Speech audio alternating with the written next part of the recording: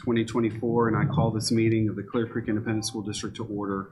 Let the record show that a quorum of board members is present and that this meeting has been duly called, that its notice has been posted in accordance with Texas Open Meetings Act, Texas Government Code Chapter 551. We do not have any community input tonight. Okay, thank you. And next item on the agenda is consent agenda. Mr. President, Mr. Bowen? I move that we pass the consent agenda as detailed in the report. Thank you, Mr. Bowen. Any questions or comments from the board? I just want to make one comment. I was happy to see, and I don't know in what capacity that Mr. Anthony Tran is coaching duties, but I just wanted to say, as one of our former teachers of the year, fantastic, person, teacher, and in any capacity that he can get in front of kids, is a good thing. So I just wanted to make that comment that I noticed in the HR report that he was picking up those duties. So. And actually, Region 4, he won the Region 4 Teacher of the Year. Right, yes, right. So highly, wonderful representative for us. Great. Thank you, Mr. Cunningham. Any other comments or questions? Okay, seeing none, all those in favor, if you'll please raise your right hand. And it passes unanimous. Thank you. Next item on the agenda is we are going to pass to a future meeting the community-based accountability report. And so the next item is our May 4th Board of Trustee elections. Okay, good afternoon. Today we have a presentation for you. I'll give them, there it is. A presentation for you on the upcoming May 2024 election. Looking at our timeline for Board of Trustee elections, we have coming up District 4 and District 5, and at-large Position A coming up in May. As a reminder, District 4 is all in Harris County, and District 5, and of course at-large are split between the two counties. We have a little bit of a timeline of some important dates. I summarized it for you because there's really a lot more dates and deadlines that go into running an election. So we have a kind of a two-page list of important dates. But back in December, we posted the notice of deadline to file for a place on the ballot.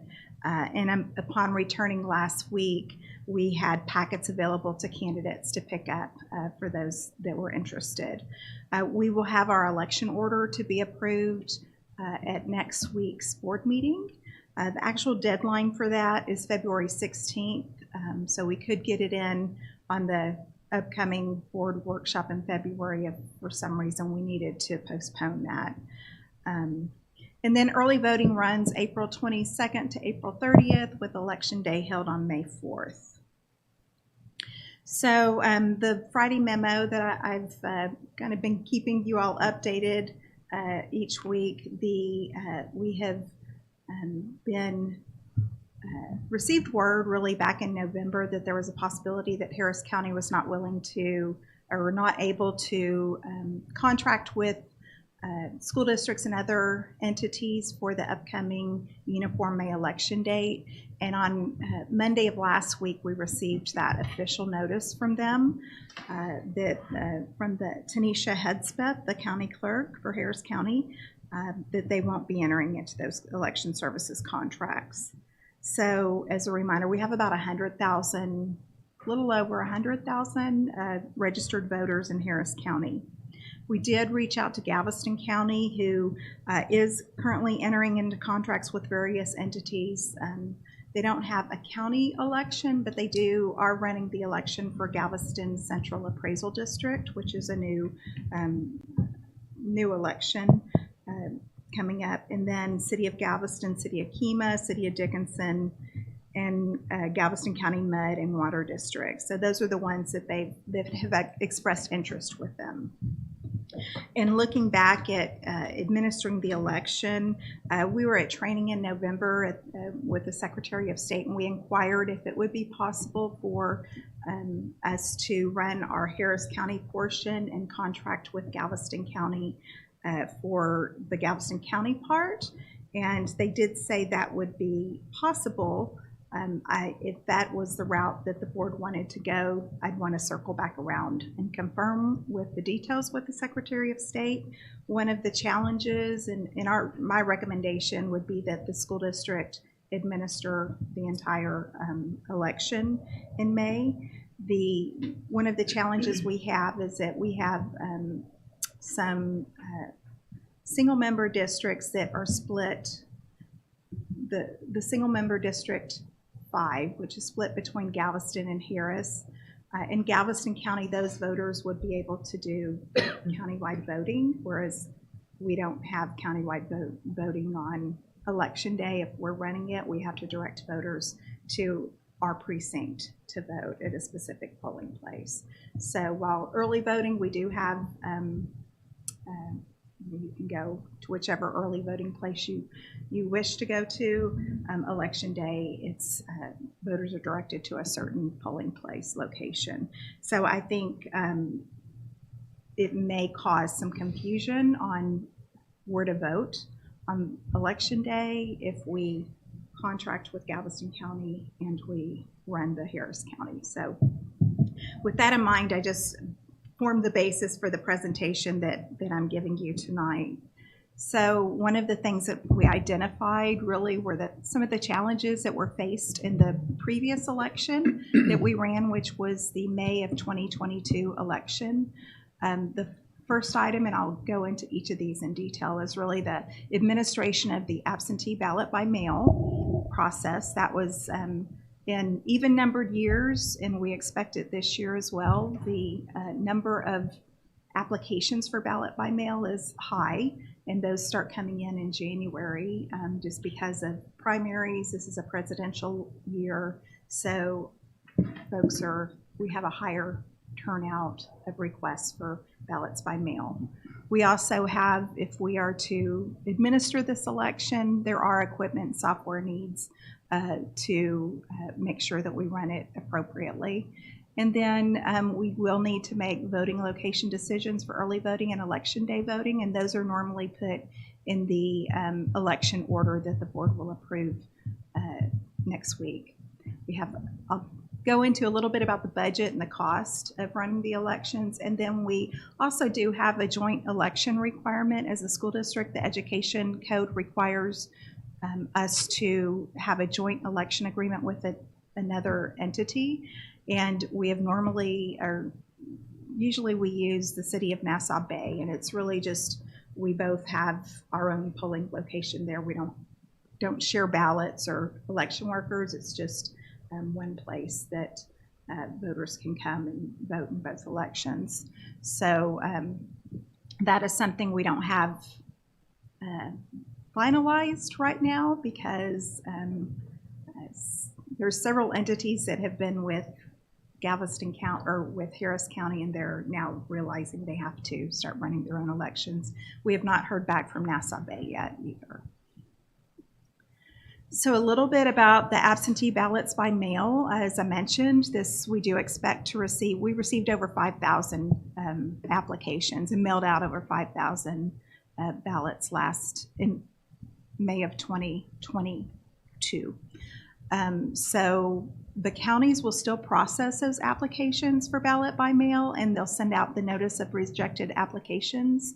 So that piece of the process is still handled by the counties, as it always has been.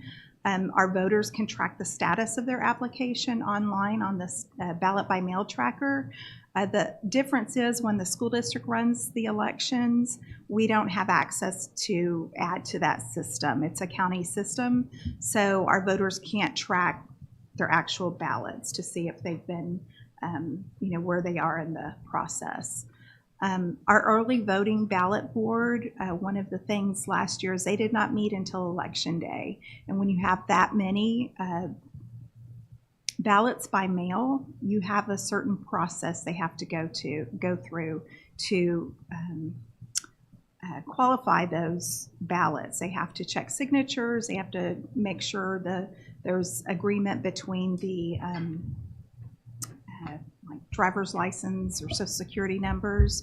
And so it's a process that really can't wait till election day to do. So we will need those. And by law now, our early voting ballot board has to meet at least 9 days prior to election day to start that process and going through those ballots. We also do have an identified need for additional support throughout the whole election process to actually track, send and receive ballots by mail, because it's a daily, full-time job once the process gets going. And then the final really hurdle that we have, and it was a big hurdle last time, was that we did not have high-speed scanning equipment for our early voting ballot board. And so just the process of scanning in those ballots on election day with the equipment that we were using. If you think about when you go to the polling place and you have that scanner that you're putting your ballot in, that's what was being used. And it's just not, it's not efficient to handle that many ballots at one time. So a little bit about our voting equipment needs. Back a few years ago, we purchased the hard equipment, and it was it's approximately $240,000. I believe we only used it one time, which was in the May of 2022 election. It can support a total of 15 locations, and that includes up to 11 election day locations, which is historically what we have had. The other piece of equipment that I was talking about, which is the central count ballot scanner and the software to process those ballot by mails and election results software, is an additional $94,500. The voter check-in and verification software that we believe we need during the election to replace the paper process, and I'll get into this a little bit more, is I have $80,000, although I've received a lower quote on Friday for about $50,000. So I think that may be a little bit high. Looking over at the, wanted to give you a picture of what this equipment looks like. The Heart Verity Central Ballot Scanner and software. It's basically a high-speed scanner. It also has the software that if there's a ballot that is needs to be adjudicated, the early voting ballot board can actually pull it up and determine what they think the voter's intent was on that particular ballot. And then the Heart Verity Count software is actually a tabulation, monitoring, and reporting software. So it will take all of the drives that come out of each of the election equipment's scanners at the polling places and accumulate the results into a central reporting system. And that is a pricey, high price for that. I think it probably, if we had to choose between one or the other, we could probably break this down and just get the scanning piece without the overall software, but I feel like if we're running the election, we would need, it just makes it easier for reporting to see the results. So that is an important piece. And to us, this is actually the biggest piece of the equipment that we feel is really the most important, is the electronic poll pad. So for those of you, I actually went out and voted Saturday in the League City runoff. And so the poll pads take the place of the paper pads that we've used in the past. The voter registration database is loaded into the software, and the data is updated for who's been mailed a mail-in ballot, who we have received a ballot back from. So it gives clear direction to the poll worker. If this voter can in fact vote. It also gives that poll worker clear direction if the voter is at the right place. And so, it just takes a lot of the guesswork out for the poll workers. It's very intuitive and really it's kind of a cool thing. So when you go vote, you get this little slip And this was actually a two-piece slip, so it gives my name and information, and then there's another tear-off piece that you bring to the election worker, and he will put the code in. It's a scan code for the hard equipment, and it will direct them to give you the next code with the right ballot. So it will, you'll take that, your ballot paper with your code, and go to the next, to the ballot marking device. So it also gives the ability to have a central administration, kind of a real-time look at what's going on. If there's a problem on election day at a polling site, we can watch that in central administration to see what's going on. So looking at the cost to run the election, we tried to estimate as best we could, but I divided this out really among certain pieces. So first part is just to run an election of this size, the number of election workers we would need, the supplies, which would include the highest ticket is the ballots and also the packets that you have to send out to voters that have requested a ballot by mail. And the support on day of and during early voting and training that we would need is about $95,000. There are recurring costs that we have regardless of if the county runs our election or if we run it, which includes advertising and translation services, and also the equipment that we currently own, as long as we own it, and the maintenance on those is about $36,000 a year. And then the one-time equipment cost that we would be looking at is about $153,000. It's probably closer to $135,000. That's probably a little bit high based on some of the quotes we received last week.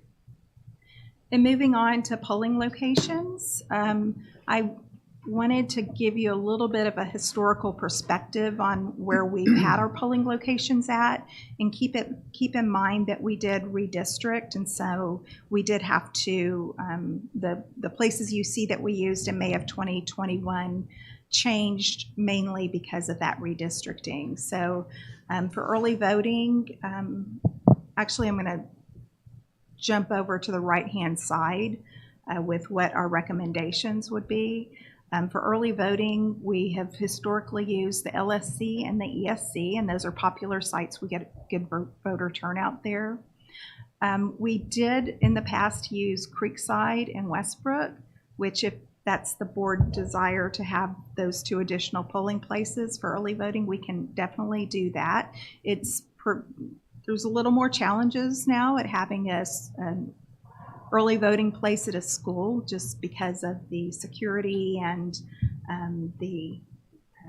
that goes along with that, and allowing voters in and out. That worked with Mr. Miller, and we think we can make it happen if that's the decision, with some modifications where we could use the places that have historically been used in those two campuses.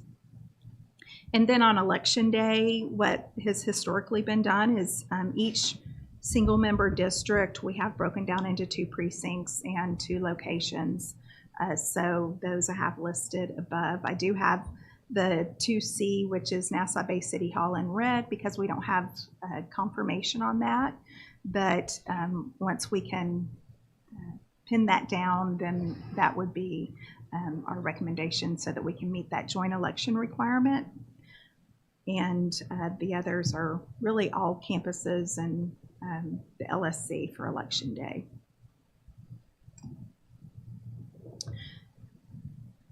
As part of this, I always like to see what other school districts are doing, because I wanted to I was trying to figure out, okay, who else is having this issue with Harris County, or, is going to be faced with this same decision. It's interesting, what I found is many school districts that have May elections that use Harris County actually have their elections in odd numbered years, so they don't run into the trouble of that you may have that we're having this year with even number years where there's not necessarily a countywide election in an even numbered year. So just it's there for your information. And that was a lot of information, but I will be happy to answer any questions. Thank you, Ms. Benza. Any comments or questions from the board?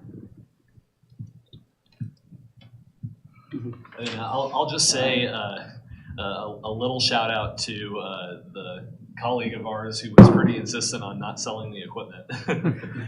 So although I don't think anyone Very could have thankful. guessed, though, that we would have to buy a bunch more equipment. But I mean, I guess it kind of is what it is.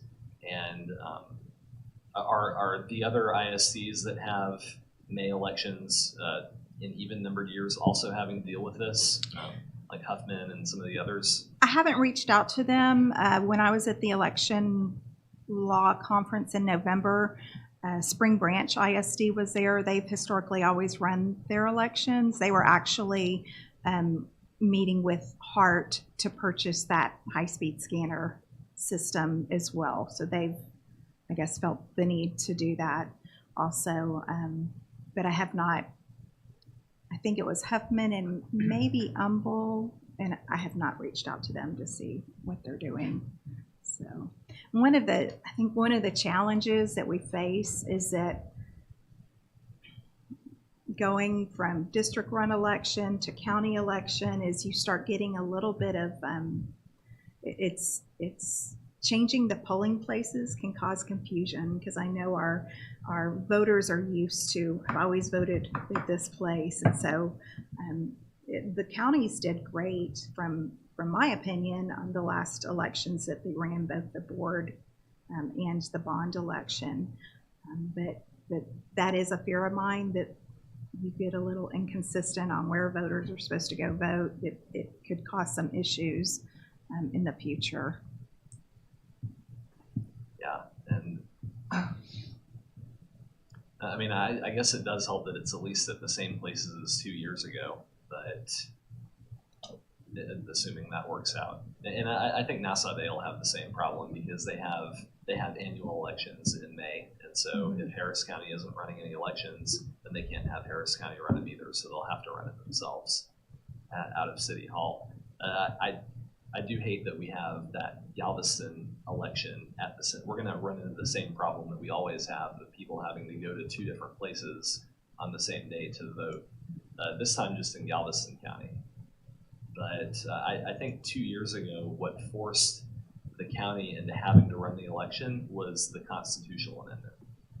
Because there was a constitutional amendment on the ballot in May,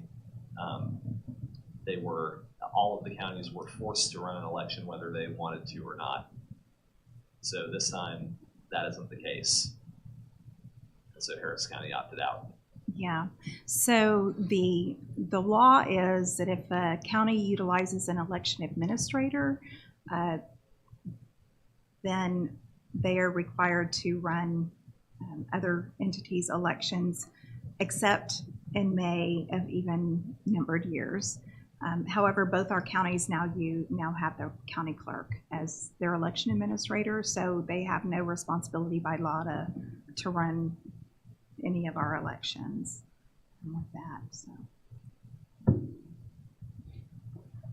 what would it look like legally to try and go to an every other year system that would be on odd numbered years? I mean, is there some historical reason why we have the setup we do, where we have 3-year staggered terms? that's a good question. I know you're not the attorney, so. But we can definitely dig into that and look at it. I know all I can think is that may have been one reason that the other school districts were set up that way, is if they utilize the counties, and but we can find out. Yeah, there's something to be said also for election fatigue. And the fact that we have elections every single year or multiple times per year if we have bonds, and that'll happen again at some point also. And I don't know, at some point, like we're not in the business of running elections. We're in the business of educating students. And so I don't know if maybe we need to be thinking a little bit longer term about, I know we can't move to November, but doing every other year elections and having more of the seats up at the same time instead of three and two and two, maybe Right. would be a better way of doing this. And then we really could have the counties do it every single time. We can pull some information on that. I did notice some of the districts have 4-year terms. Yeah, well, you would And have so to. it'd be every 2 years they'd have an election in a odd numbered year. Any other questions? Well, I think on comments, I mean, of course, yes, good thing we didn't sell that equipment. So that was great foresight, or at least being cautious about it. And like Trustee Bowen said, it was nice having the county run it. We're in the business of educating our students and not running elections. And I feel like you take 2 steps forward and 3 steps back. And so we're kind of in that place again. I think for me, and when I think about all the people who go out and vote, it's about convenience, and anything we can do with the locations, and looking at people that, you mentioned Kemah. I know that's Galveston County, but Kemah, because I think they've got an election as well. So for those people not having to go to 2 places, or they don't, they will go vote for their local city people, and then they're not going to drive somewhere else to go vote. That voter fatigue issue, there's so much of that that's going on. So when we're looking at the locations, and I think you would say that supports up to 15, right? 15 locations. Yes. And I think there's 11 on that polling location list. There's 11 we can support on Okay. election day. On election day. So if Yeah. we need to do more than 11, we would have to buy additional equipment. Okay. All right. I think, being intentional about making it convenient for the voters. I think that's kind of where I'm at on thinking, if we're, we're in this position, we're going to have to do something about it, but doing what we can to make it convenient, I think is, our responsibility, to make sure that we have people getting out and voting. So, yeah. Thanks, Mr. Gautreaux. Any other questions or comments? Just one comment. I'm used to, every time we have this, we have several options available to us, and it sounds like we're really kind of stuck with this one option. And, it is what it is, and that being the case, I really would just suggest just pressing forward with it as you presented it here. Thanks, Mr. Morrison. So when do we have to make the decision on purchasing other equipment? When is that? The software, the scanning, when does that need to be decided? So I would need to bring it to the board probably next week. Monday. Yes. Next week. Dustin's been a part of those conversations. I know they've been talking to vendors. We've looked at 3 different vendors that other counties in Texas and other entities in Texas utilize. So these are systems that we're very familiar with. If you go vote in the area, we're also working with our purchasing department, making sure that legally we can purchase these from Buy For or any of the purchasing cooperatives. And is that something that if we did it comes out of capital and contingency? The interesting thing is we have such a high budget this year, knowing we knew we had a bond election, and to contract with Harris County is $2 a registered voter. So we have 200,000 That we were already budgeting? plus 200 plus another 50 or 60 for Galveston County. But with this purchase, we'd probably need about 50,000 more in to cover our own cost with that. So I would probably use capital and just have it. It will have money left over in our local budget, but we would purchase this out of capital and contingency. One suggestion, the city of Friendswood is having elections on the same day in 2024. We reached out to them about. We have, and we haven't heard back, but we've reached out to City of Nassau Bay and City of Friendswood. And the nice thing about City of Friendswood is I think it would be closer to District 4. the District 4. Yeah. So we haven't heard back, but that's definitely a possibility. Yeah, because they're split between Harris and Galveston as Yeah. well.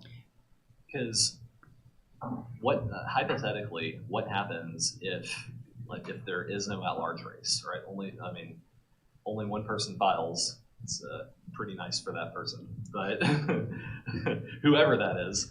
But I mean, that's happened before, where elections have been canceled. And so if you end up canceling the at-large race, but you've got an agreement with Nassau Bay, then are we now obligated? If there's only a District 4 and a District 5 race, would we be obligated to make an agreement with the city of Friendswood because we're not holding an election in the rest of the district? That is a very good point, and when I hadn't thought of that, but actually, yes, that could become a problem if we don't have an agreement. Because it needs to be inside of the Right. of the district. 4. Yes. Because not only would we be obligated to make an agreement with them, but they would be obligated to make one with us, right? Right. Yeah. So, and they should have a polling location in Harris County. Mm-hmm. So, I'm sure we'll hear back from them hopefully Tuesday or Wednesday. So. I was trying to think where Friendswood's Harris County location is. One of the fire stations, probably off the Bay Area. like Meadowbend or something like that. Heritage Park. See, the tough thing about that is a lot of that area is unincorporated Friendswood. Right. It's like Friendswood proper, I don't know. Yeah. Jeff, would you know? Parts of North Heritage Park are Friendswood, and parts of Blackhawk. Mm-hmm. Yeah, that's Friendswood. Yeah. And the rest of it is unincorporated Harris County. Yeah. And then over by North Point, of course, the city of Houston. The part of District 5 is Harris and Galveston. So Yeah. does that cover Friendswood?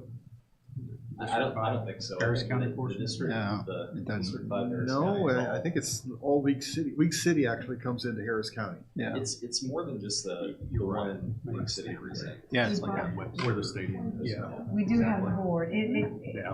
Yes, great questions. Yes, absolutely. This is conversation that gets a little bit complicated. It's not a large portion, but Small Vanna. I know. Let's see. It's actually, I mean, it's a few Oh, you precincts can- there. I'm 4. Yeah. Actually. Yeah. Wrong. Well, we're looking at 4 and 5 with the Harris border kind of near the stadium. Yeah, well, it's the So creek. Yeah. Yeah. And then right here, City of Friendswood, north of the creek, and it's Harris. Yeah. I'm not sure what your question, what, Well, So it's Go ahead. probably that yellow area there, kind of east of the creek. Like if you follow the line down a little bit.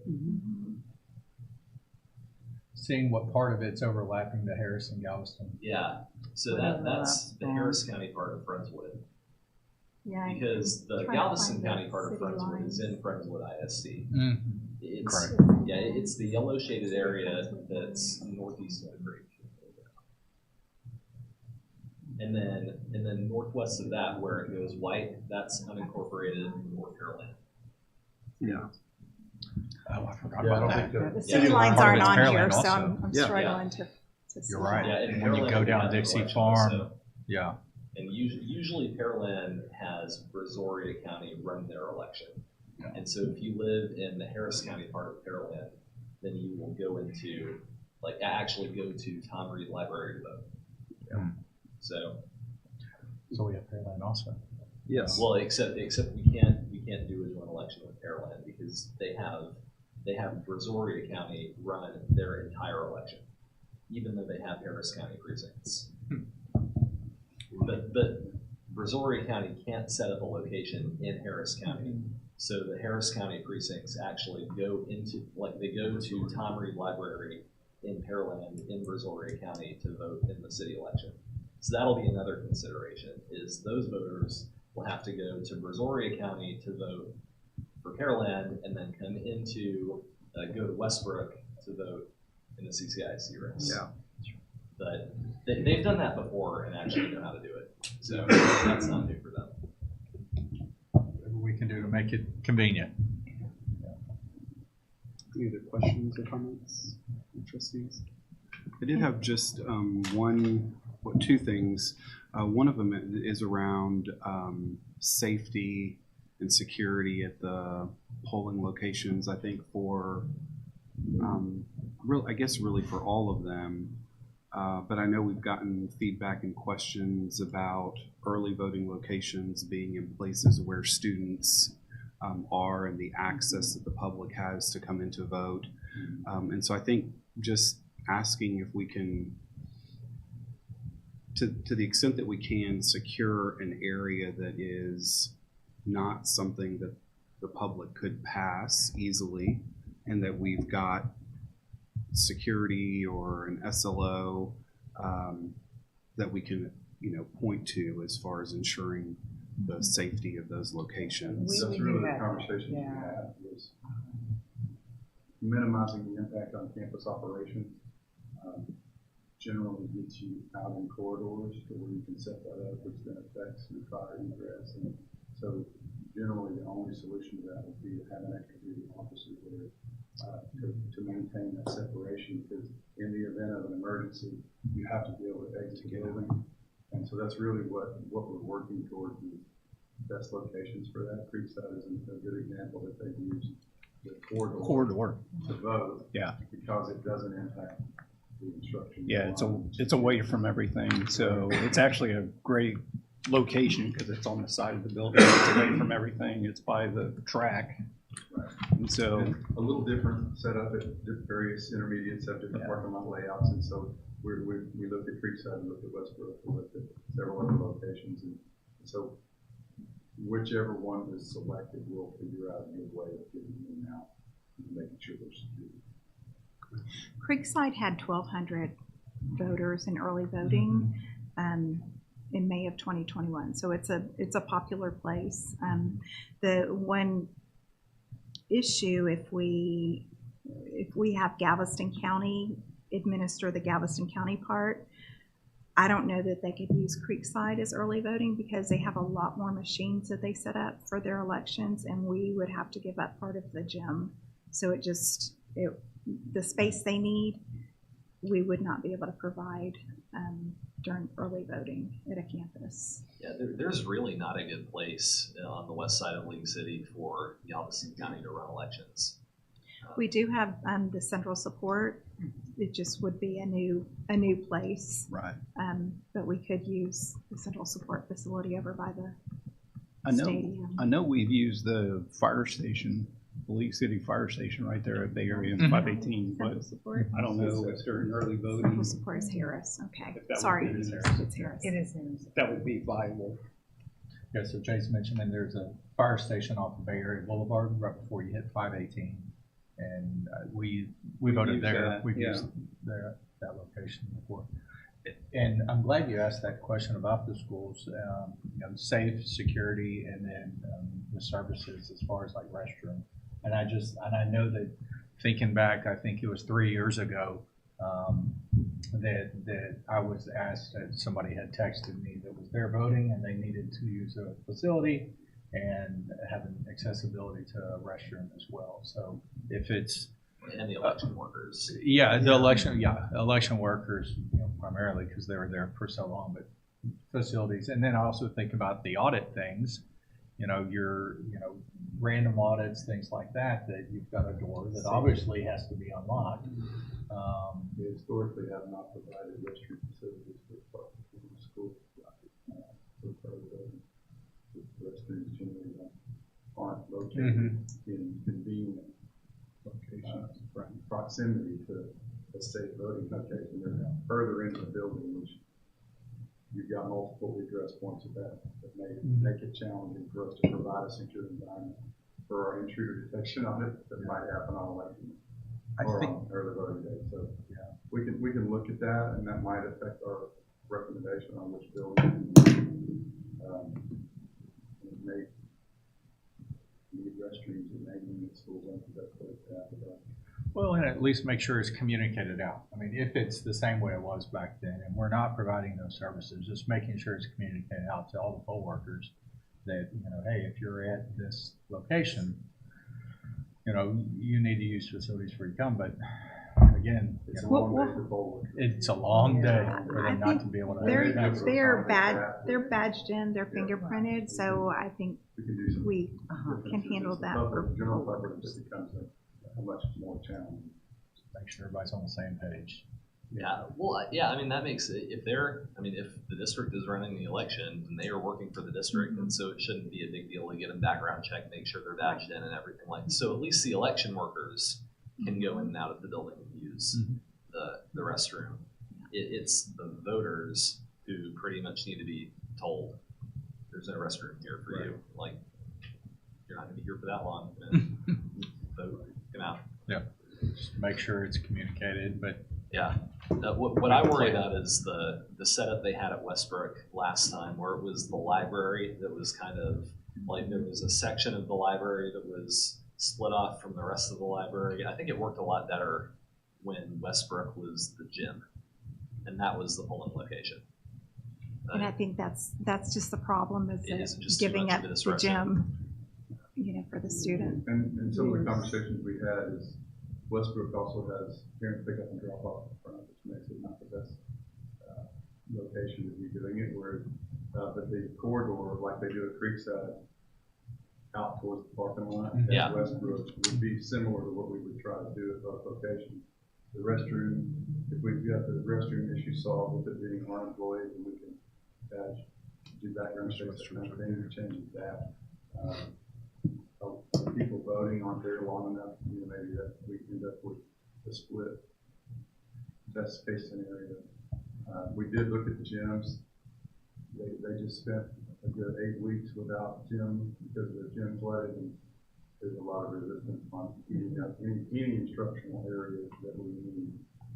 So I think if we can accommodate with the extra duty officers to provide the security we need and maintain that ability to egress through there, then we can do Westbrook just like we do Creekside.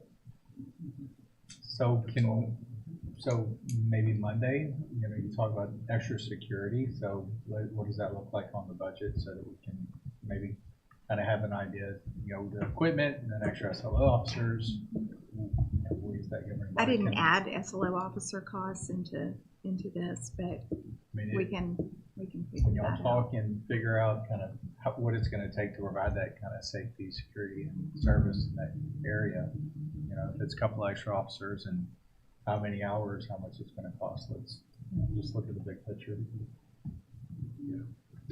And the other question I just wanted to ask, I think it's just us, but it would only be trustees that are on the ballot. There's not anything else. We wouldn't be sharing it with anyone. So Correct. voters come out and that's what they would see on the ballot. Correct. Okay. Yeah, the officers' cost is going to be much less than alternate issues, right? We try to take away, you know, maybe $800 a day for both locations. If we do that, 7 days, what we would end up needing to add to the budget. Yeah, whatever we need to do just to have that big picture, I think. And I know it may not, we're not talking $10,000, but still, you know, I want to make sure that we're covering all of that for safety reasons. All right. Any other questions, comments? Seeing none. Dr. Engel, anything for tomorrow?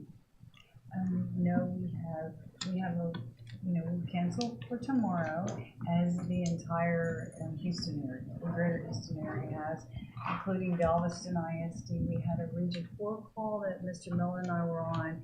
It was, I'd say 99% unanimous of closures, and then Galveston County was 100% for closures.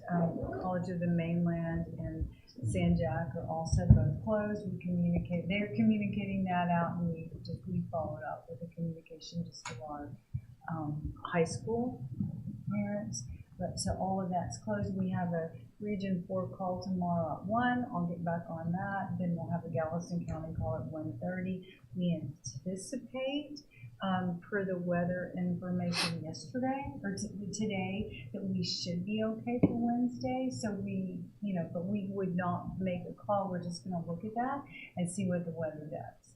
But at this point, the recommendation was basically that the weather would not have any improvement this evening, and they were just concerned about some icy patches. Also, something that was of note was just the intense wind chill. Because of the wind and the cold weathers, that some of our children were not quite even, if something was mentioned on the call, don't even have the winter clothing, to keep warm that some other places are accustomed to. So we will have a call again tomorrow, and then we will make that call no later than 3. My anticipation is probably around 2 o'clock again, and our commitment is by 3 o'clock to ensure that we make that call. All activities have been canceled tomorrow. Everything is canceled, practices, all activities, games. The only thing that is moving forward tomorrow is the swine show. We will move, it was at 5:30 tomorrow. We move that up to 3 o'clock. And all it is the judging. The judge comes in, he says he can make it in from out of town earlier, trying to get as warm as possible. They do have some heaters out there, so they're looking at maybe what Dana said this afternoon, about 40 degrees. So it's not as bad in that arena. And certainly the students are feeding those animals today anyway. Right. Yep. They'll be feeding them tomorrow, twice a day. So they're accustomed to that. And so that will be the only thing that will be happening tomorrow. Yeah, so any questions about that? I just want to say I've already gotten feedback from parents that they really appreciate kind of the heads up on this versus kind of waiting till the last minute. So kudos to everybody for kind of getting together and making that decision early. Thanks for that. And just, lessons learned in the past, it's just so much better to go ahead and make the call for safety and ensuring that students are safe and parents are safe, and then parents can make accommodations. Right. And I think that was the part of the feedback was they have time to make those accommodations if anything. Thank you for that.